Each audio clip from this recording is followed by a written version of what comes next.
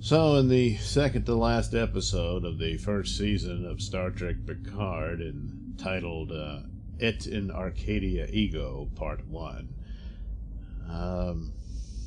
we confirmed that CBS All Ass has nothing. There's just nothing there. They stretched out, refurbished plots from the old show and the films. And something that the old show would have done in one episode, and with a lot of filler and soap opera dialogue that wouldn't even work for a soap opera. It's that bad. So you didn't really need to see this one. I mean, they get to the mysterious planet that is the home of the androids. Well, turns out Dr. Sung had a son. I mean, a flesh and blood one, apparently. Because Brent Spiner shows up. Oh, really? That's cool, huh? No, it's not. Shows up, and then you think, oh, man, he's the mastermind behind the whole thing. Well, I guess. I mean, apparently he made all these androids they find there. And it's just a bunch of set of extras that are all twins. So that's what that's about. And a couple of them have yellow eyes, and some of them don't. Some of them have gold skin, and some of them don't. You know, he's just playing around. And that's about it. And apparently sent Soji on a mission. What was the mission? I don't know. And she doesn't know either, because it was so secret she couldn't know it. But, you know, there's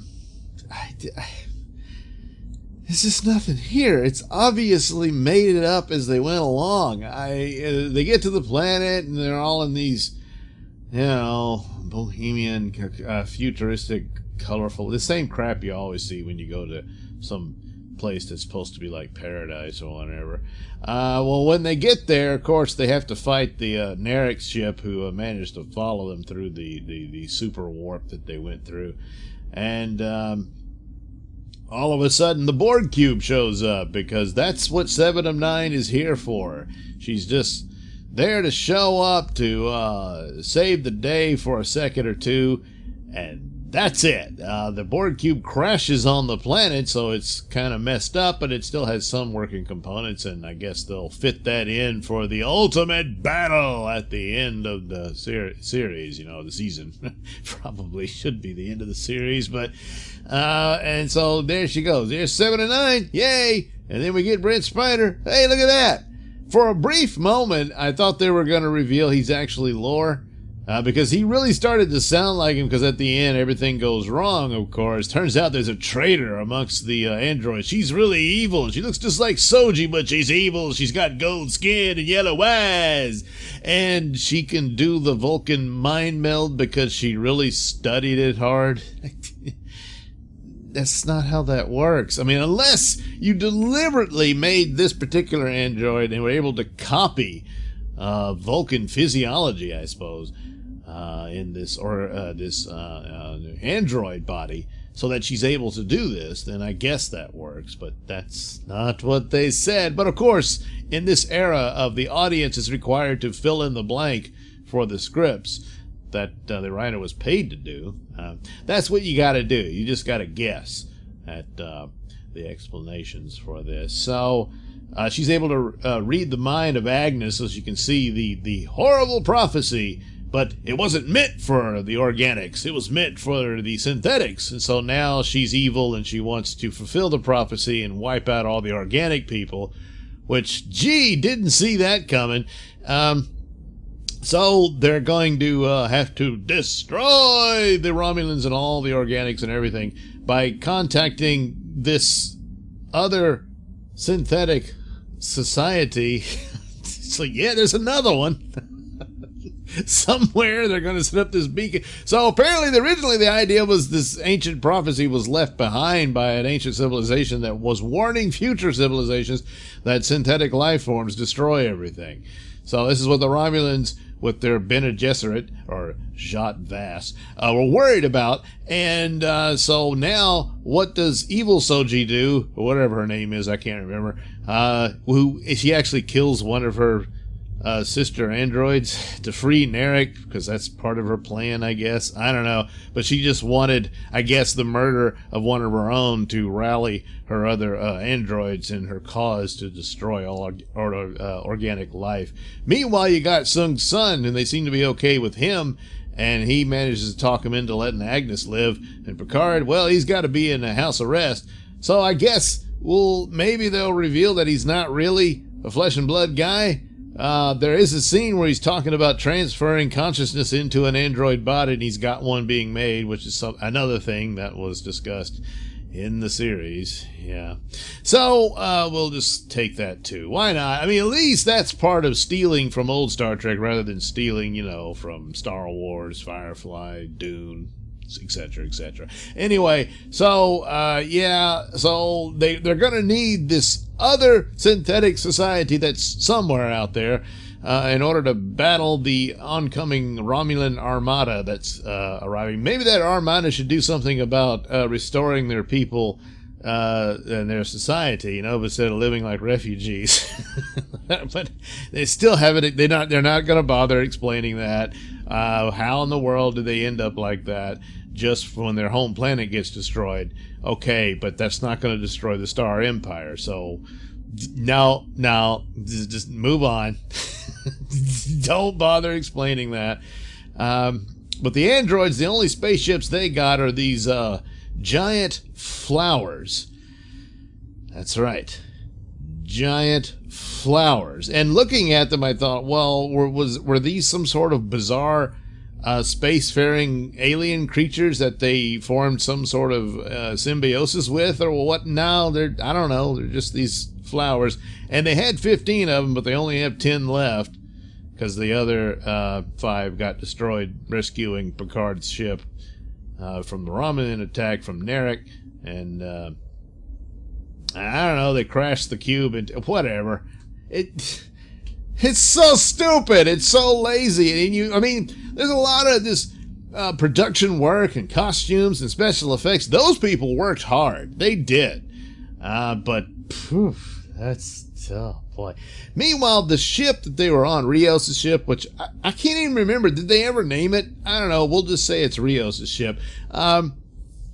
It's completely without power. Now, one of the leaks, supposedly, I guess, would get revealed next episode, that Rios himself is a hologram.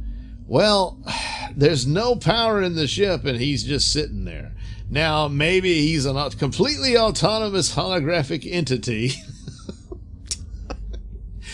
which means he's a synthetic. You know, maybe not. Maybe that was just BS or something they were thinking about doing to say, oh, wouldn't this be a twist? But, you know, that's it.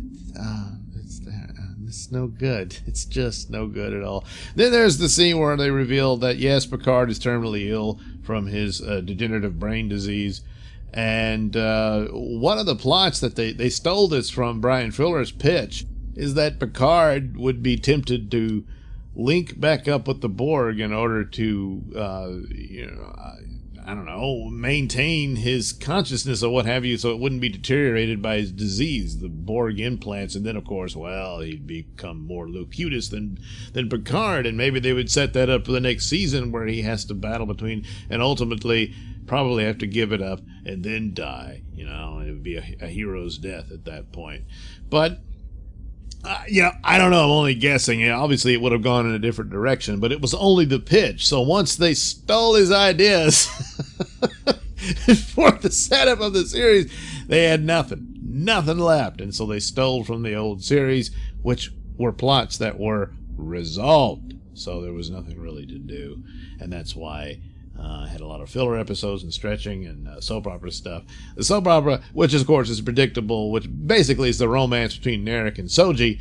And of course, yes, he was there to seduce her, to get information about her and her people for the Romulans.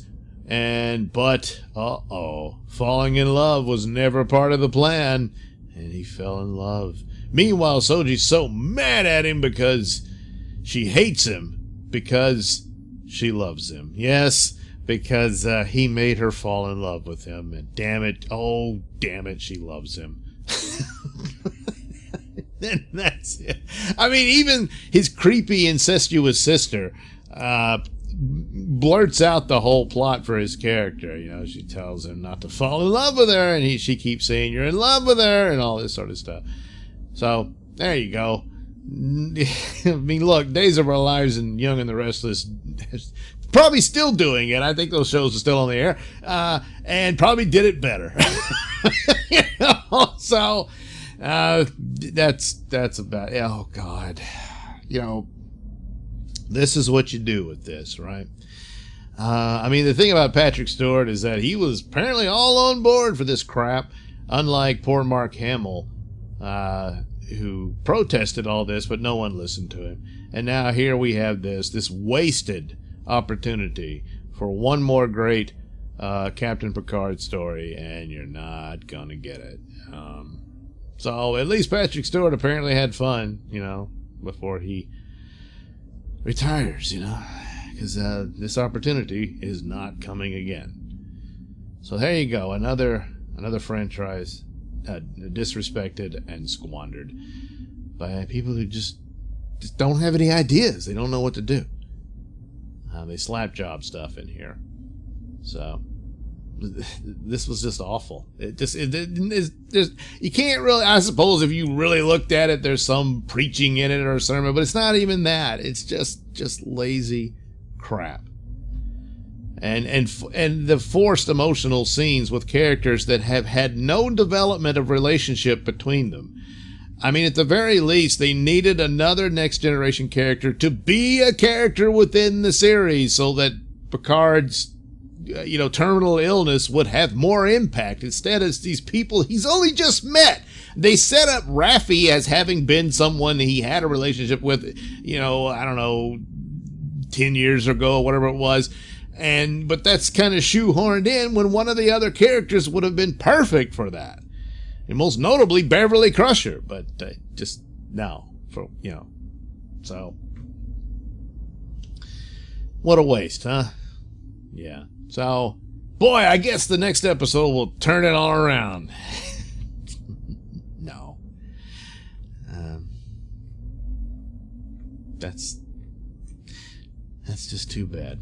Thanks for watching and listening. Please like and subscribe. Check out the link description below. That'll have links to my mini stores that got a lot of goodies for you. And, of course, my comic book Night Night at IndiePlanet.com. And you can catch the Mr. Nailsin Show podcast on RadioMisfits.com. And, of course, you can also watch my videos over at BitChute.